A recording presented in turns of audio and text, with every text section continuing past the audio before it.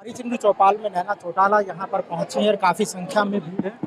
Ma'am, हरीचुंडी चौपाल का जो सफल कार्यक्रम है, लगातार जैसे आपने बताया स्टेज से कि 400 महिलाएं, पहले 40 महिलाएं, फिर 400, फिर 4000, फिर लाखों महिलाएं यहाँ लगातार। और पहला कार्यक्रम, सफल कार्यक्रम, बिल्कुल आपके चेहरे की मुस्कान, आप जब घर से निकले तो भगवान से दुआ करके निकले कि पहला कार्यक्रम हो तो बड़ा सफल रहे। क्या एक्सपीरियंस रहा?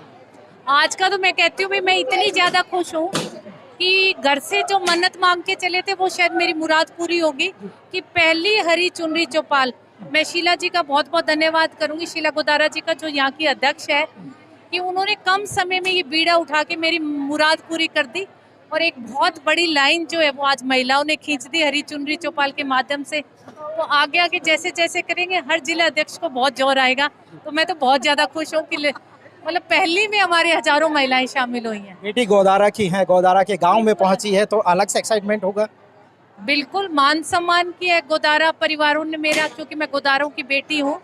और ये सुरपुर जो है मैं कहूँगी कि मेरा खुद का गांव है और लोगों का प्यार और जो मिला है मैं बहुत खुश हूँ। मैम, विकास कार्यों की बात करें तो कई चीज़ें आप लोगों के समक्ष रखी गई है, कई लिस्टें रखी गई हैं, आप लोगों ने ऑब्जर्वेशन किया है। तो क्या आगामी जब आप लोग यहाँ पर पहुँचेंगे तो वो समस्याएं हैं वो पूरी तरह से निदान हो चुका होगा? देखो, सबसे पहले तो इनके जो सरकारी स्कूल का नाम है, शहीद के नाम पे रखने का इन्होंने दिया है, वो तो मैं 15 अगस्त से पहले पहले करवा दूंगी। इनका भी शहीद के नाम पे स्कूल का नाम रखा जाएगा।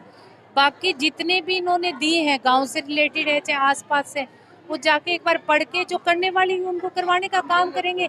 क्योंकि देखो, बहुत उम्मीद लेके महिलाएं मेरे साथ जुड़ती है, अगर मैं उनका काम नहीं करूंगी तो कल को वो कह देगी काहे कि नैना चौटाला काम तो करती नहीं है, तो काम तो मुझे करना पड़ेगा। महिलाओं की बात करें तो महिलाओं की जिम्मेवारी नैना चौटाला के ऊपर है। अगर बात करी जाए किराए की बात करें, जैसे दिल्ली प्रदेश है उसमें महिलाओं के लिए किराया फ्री है, क्या विधानसभा में इस तरह का मुद्दा नैना चौटाला द्वारा उठाया जाएगा कि महिलाओं का जो किराया है उसे फ्री कर दिया जाए? इस तरह की चीज़ें हैं, क्योंकि आप बता रहे हैं कि बच्चे 50 किलोमीटर में जो एग्ज़ाम देने जाएंगे उनको किराया देना होगा, महिलाएं जब जाएंगी तो किराया।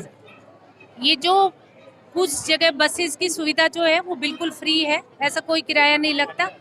और ये जो मेरे हिसाब से तो बसों में किराया लड़कियों का नहीं लगता, कॉलेज जाने वाली छात्राओं की जो है वो बिल्कुल फ्री है। फिर भी अगर कुछ ऐसा है तो हमारे से सेशन से पहले सुझाव मांगे जाते हैं। आपने मुझे सुझाव दिया, मुझे बहुत अच्छा लगा, मैं मेरा सुझाव आगे रखूंगा और मुझे लगता है शायद ये सुझाव मेरा मान लिया जाए। जी जी मैम, क्योंकि महिलाएं हैं, महिला सशक्तिकरण का जब बात आती है तो महिलाओं का एक तरफ है कि नैना चौटाला की तरफ ध्यान और चुनाव, अगर चुनाव की बात करें तो 50% महिलाओं की भागीदारी दुष्यंत चौटाला के द्वारा की गई है।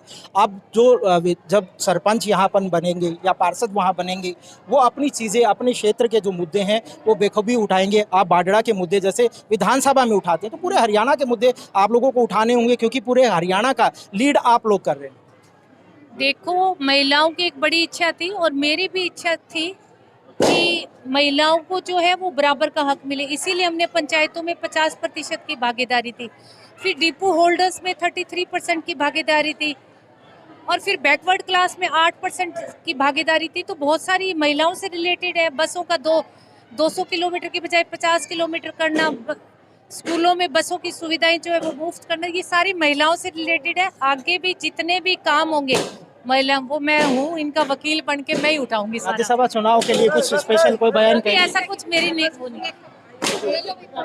हाथ पकड़ के क्यों खींच रहा भाई? कोई दिक्कत है? कोई दिक्कत है क्या?